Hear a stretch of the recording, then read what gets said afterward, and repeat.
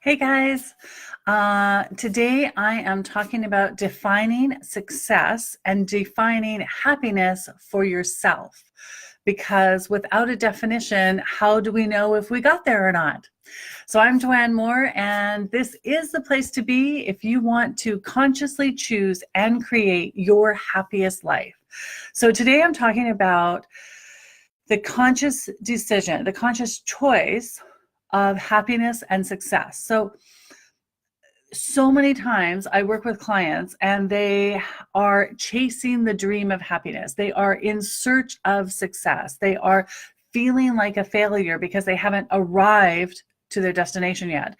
Now, what happens when I ask, what does it look like? So what is your definition of success, or what is your definition of happiness?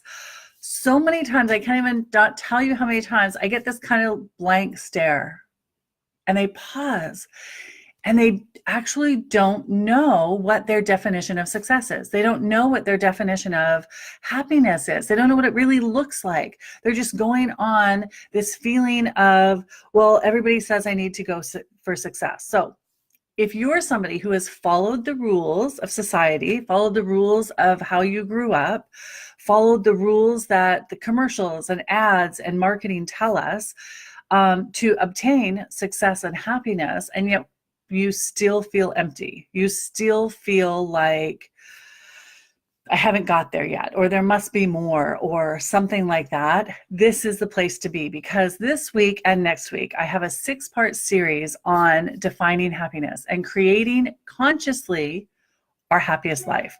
And the first place we're going to start is definitely in how we define happiness. So if we don't have a definition for happiness, or we don't have a definition of success, then we don't know when we've arrived.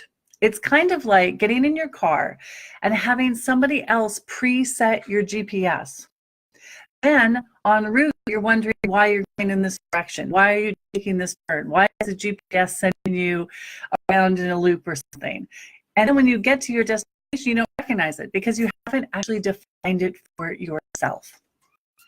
The first step in consciously creating and consciously choosing your happiest life is defining what happiness and success mean to you. So that's what we're doing today. This is number 1 in the series of 6, and it's all about defining what your definition is for yourself. So we have societal definitions of success. We have societal definitions of happiness.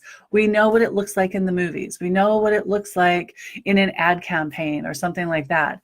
But what does it mean for us? Because what our parents thought of success, or what our grandparents thought happiness looked like, will be very different for each individual. And sometimes we don't take it as an individual priority, or even that we have a choice in it. So today we're talking about defining it, and there's some questions you can ask yourself in order to kind of get your definition, because where do you start, right? So this is where we start. So here we go. So first of all, you want to recognize what your current belief about happiness or success looks like. So if you can write down, ask yourself a few questions about how your current belief system, what your current system beliefs look like, so that you can get an idea of what kind of you've been going on. So this whole inquiry into the definition of happiness started quite a few years back now. I had my first male client, my first man, and he came and he was very clear. He said, you know what, Joanne? He says, I followed all the rules. That's what he said. I followed all the rules.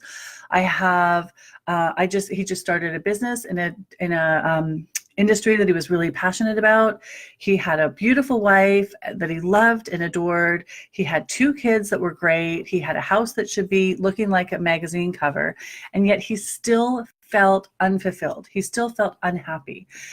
And then he felt guilty about feeling that way. And then it just added to the vicious cycle that he was in. And this had been going on for more than a year.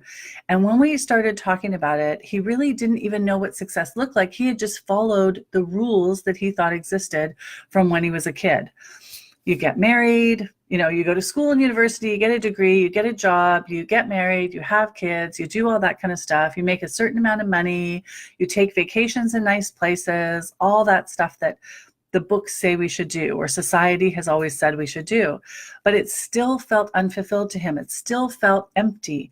And then he felt guilty for feeling empty because he knew how much he had.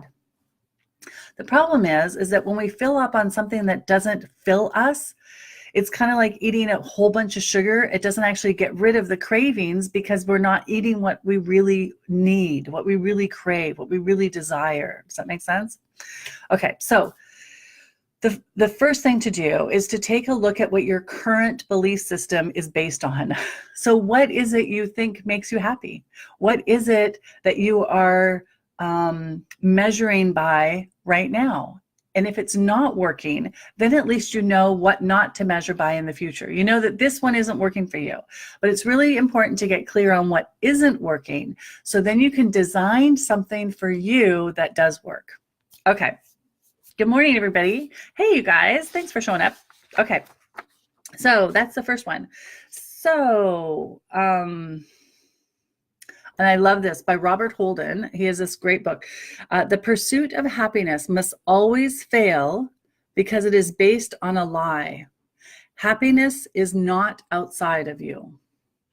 So we look for outside circumstances. That's our history. That's our past. We look for outside circumstances to dictate whether we're happy or not, whether we have the ingredients for happiness or success. Both of them are the same.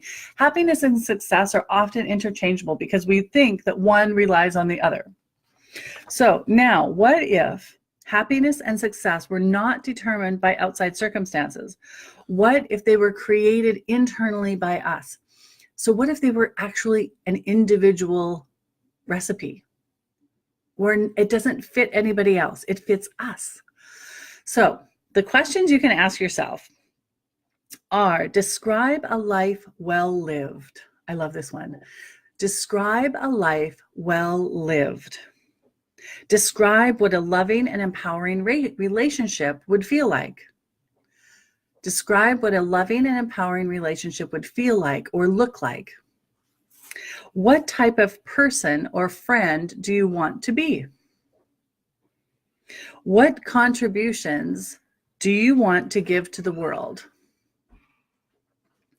And how, this is a big one, how do you want your life to feel? How do you want your life to feel? How do you want happiness to feel? How do you want success to feel? Energy, everything is made up of energy in the universe, and including us. And thoughts and emotions are energy. So the more energy that we line up with, that we want to, we become a magnet for that to come to us, the law of attraction. But it's a little deeper than that, it's just not like, anyways, so there we go. So we become a magnet for what we want to put out. So getting in touch with how you want it to feel is really important.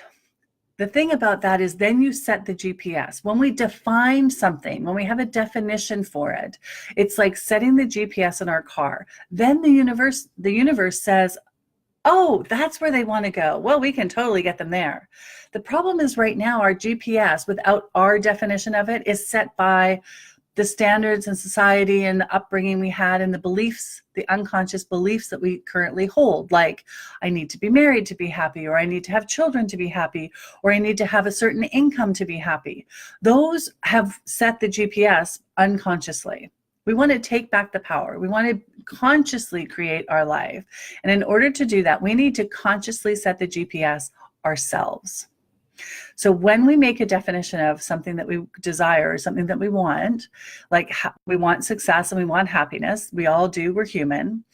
But as soon as we consciously create it or consciously define it, then we put that into the GPS and the universe suddenly says, oh, that's what they want? I got it, no problem. The trick is that just like the GPS in your car, the universe gives us one direction at a time. It says, okay, so call Susie, and people, if you've been following me, you've heard this before. It gives us one direction at a time. And when we follow that, it gives us the next direction. And if we don't, it loops us back around, just like the GPS in your car, and gets us back on path. So that's going to be another conversation this week about really trusting your intuition and getting back in touch with your faith in yourself and knowing what's best for you. But today, just take a little time and explore your definition of happiness and success. There is more information. I'm going to put a PDF down below in the comments. And if you have questions, ahas, golden nuggets, be part of the conversation, because this stuff is really about a conversation. So leave a comment below, ask questions, all that kind of good stuff. So I appreciate it. And of course, subscribe to my page and like and share with anybody else who you think needs a new definition of happiness and success. Thanks, guys. Have an absolutely fabulous day. I love you. Mwah, and I will see you soon.